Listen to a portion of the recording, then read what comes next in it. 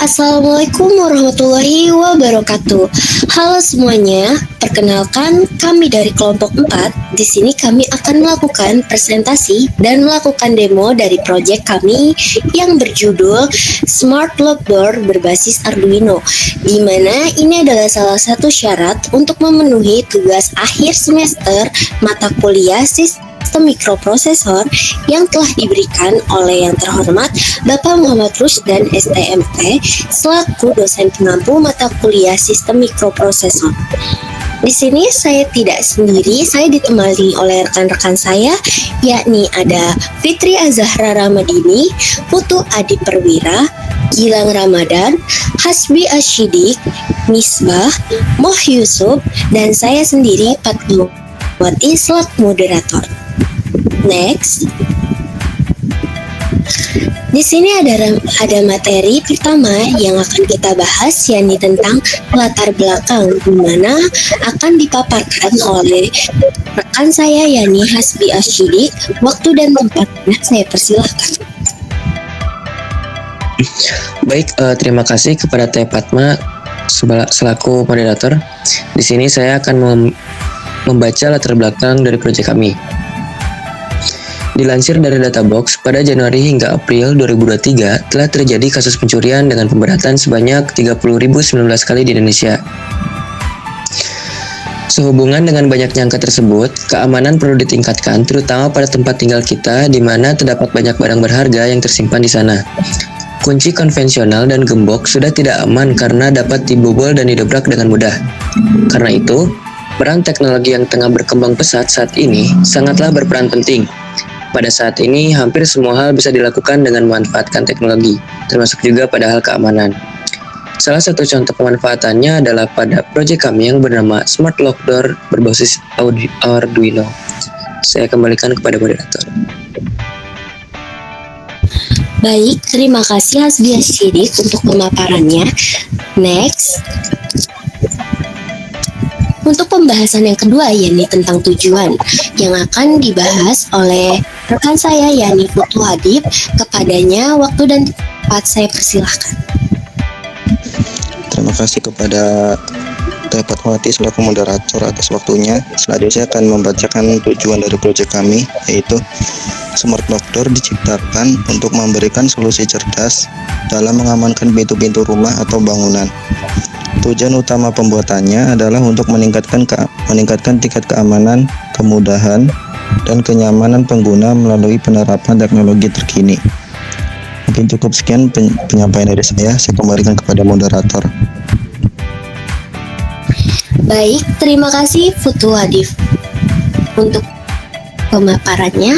Next. Materi selanjutnya yakni tentang kegunaan yang akan dibahas dan dipaparkan oleh rekan saya, yakni Gilang Ramadan. Waktu dan tempatnya saya persilahkan. Baik, terima kasih moderator. Di sini saya akan membacakan untuk penggunaan. Smart Lock Door dapat meningkatkan keamanan rumah atau bangunan lainnya. Pengguna dapat memasukkan kode khusus untuk membuka pintu.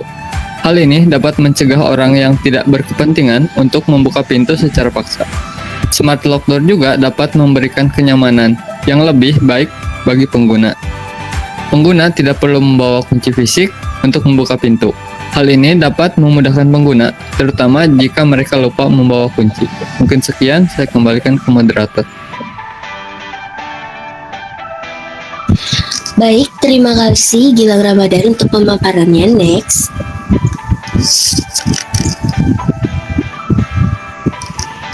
Selanjutnya yakni topik manfaat yang akan dibahas dan dipaparkan oleh rekan saya Moh Yusuf. Waktu dan tempatnya saya persilahkan. Terima kasih kepada moderator. Selanjutnya yaitu manfaat. Yang pertama, keamanan tinggi diperoleh melalui fitur-fitur seperti enkripsi data dan memastikan akses hanya diberikan kepada yang berwenang. Berikutnya, terdapat sensor jarak di bagian dalam untuk mempermudah pengguna dalam membuka pintu secara otomatis tanpa harus membuka atau mengakses kunci secara manual. Lalu smart lock door mengatasi masalah tradisional seperti kehilangan kunci atau resiko duplikasi kunci yang tidak diinginkan, memberikan solusi modern dan efisien untuk meningkatkan keamanan pintu. Mungkin sekian dari saya kembalikan kepada moderator. Baik, terima kasih Yusuf untuk pemaparannya. Next. Selanjutnya yakni tentang proses pembuatan yang akan dibacakan oleh saya. Yang pertama di sini kami melakukan definisi kebutuhan dan spesifikasi. Yang kedua kami melakukan perancangan konsepnya. Yang ketiga kami melakukan perancangan rinciannya. Dan yang keempat kami mengadakan bahan dan komponennya. Yang kelima kami membuat desain alat. Dan yang keenam kami melakukan pengujian dan debugging. Next. Materi selanjutnya yakni tentang kelebihan alat yang akan dipaparkan dan dijelaskan oleh rekan saya yakni Putri. Waktu dan tempatnya saya persilahkan. Terima kasih kepada moderator. Untuk selanjutnya saya akan menjelaskan kelebihan dari alat ini. Yang pertama, komponen dari alat ini lebih sederhana namun dengan fitur yang serupa dengan smart lock door. Yang kedua, smart lock door dapat bekerja dengan sistem keamanan rumah yang ada, sehingga meningkatkan lapisan keamanan secara keseluruhan. Yang ketiga, memudahkan membuka dan mengunci pintu dengan PIN, sehingga tidak perlu lagi kunci konvensional ataupun gembok. Yang keempat, meningkatkan tingkat keamanan dan mencegah pembobolan rumah. Dan yang terakhir, memudahkan pengguna untuk membuka pintu dari dalam dengan cepat karena adanya sensor jarak. Itulah kelebihan dari alat ini. Saya kembalikan lagi kepada moderator. Baik, terima kasih Fitri untuk pemaparannya. Nah, itu tadi teman-teman pembahasan materi dari proyek kami. Selanjutnya, untuk penjelasan alat dan demo proyeknya yang akan diambil alih dan dijelaskan oleh rekan saya yakni Misbah. Waktu dan tempatnya saya persilahkan.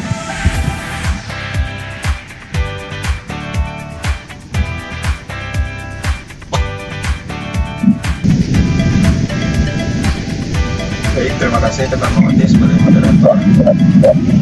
Di sini saya akan menjelaskan tentang deskripsi alat, terusan juga komponen, coding, dan juga demo aplikasi. Yang pertama di sini ini merupakan desain dari project yang kelompok 4 kembangkan. Jadi di sini kami ngebuat sebuah project yang bernama Smart Lock Door berbasis Arduino. Di sini kita langsung coba sebutkan komponen-komponennya ada apa aja.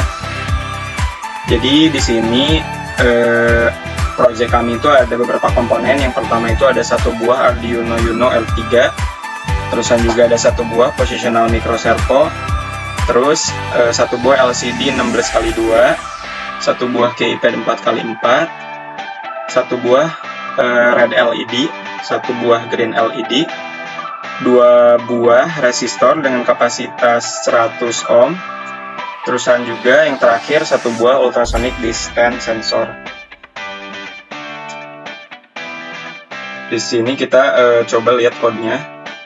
Jadi di project kami itu yang pertama di sini kita menggunakan 3 library. Yang pertama itu Liquid Crystal, yang kedua keypad, dan juga yang terakhir servo.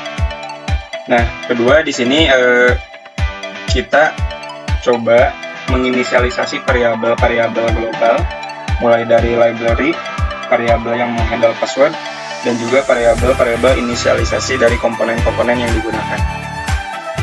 Terus di bagian bawah di sini ada fungsi yang bernama setup, yang mana fungsi ini itu bertanggung jawab untuk menginisialisasi pengaturan awal sistem. Nah, terus fungsi kedua ada fungsi yang bernama loop. Nah, fungsi loop ini tuh berisi tentang main logic atau logic utama, yang mana dia ngehandle apakah pintu terbuka atau tertutup, terusan juga apakah jarak sensornya itu di bawah 150 cm ataupun di atas atau sama dengan 150 cm. Dan juga dia menghandling penginputan password. Nah, terus ada fungsi ketiga yang bernama locked position. Nah, fungsi ini tuh dia digunakan untuk menangani situasi ketika pintu tertutup. Nah, ketika pintu tertutup, dia akan memunculkan atau menampilkan input password di LCD. Nah, terusan ada fungsi terakhir yang bernama unlocked position, yang mana fungsi ini tuh akan terpanggil ketika pintu terbuka dan akan menampilkan tampilan buka pintu di dalam LCD seperti itu. Nah, di sini kita coba untuk langsung masuk ke demo aplikasi. Di sini kita coba untuk start simulation. Nah, ketika project ini dijalankan, itu dia akan muncul tampilan input password di dalam LCD. Nah, di sini kita coba untuk menginputkan terlebih dahulu passwordnya. Nah, di sini passwordnya itu 2002. Kita coba inputkan 2002.